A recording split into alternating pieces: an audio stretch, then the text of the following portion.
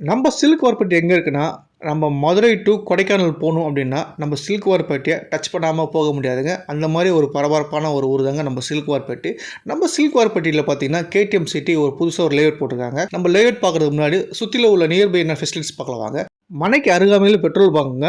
18ஆம் படி திருமண மண்டபம், Swami Vivekananda higher secondary school, ஆர்ட்சி higher secondary school, Indian Overseas Bank மற்றும் church, silk Varpatti bus stand, Nagathamman கோயில், இது எல்லாமே நம்ம மனைக்கு அருகாமையில் அமைஞ்சிருக்கு நம்ம கேடிஎம் சிட்டி. நம்ம கேடிஎம் சிட்டி பார்த்திங்கன்னா டிடிசிபி மற்றும் ரேரா மற்றும் கவர்மெண்ட் அனுமதி பெற்ற வீட்டடி மனைகள்.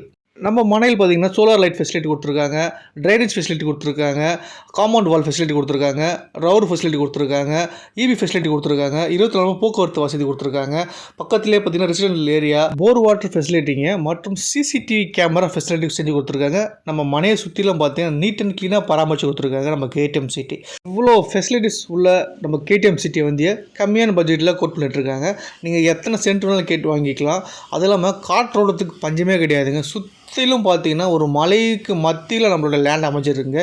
நம்ம வீடு கட்டி குடியேறினதுக்கப்புறம் அந்த ஹில்ஸ் பேக் ட்ராப்பில் பார்க்கும்போது ஒரு வேறு லெவல் ஒரு ஃபீல் கிடைக்குங்க. அந்த மாதிரி ஒரு ஃபீலான இடம் தான் நம்ம கேடிஎம் சிட்டி. சுற்றிலும் பாருங்கள், ஒரு ஹில்ஸ் ட்ராப்புக்கு மத்தியில் நம்மளோட லேஅவுட் அமைச்சு கொடுத்துருக்காங்க.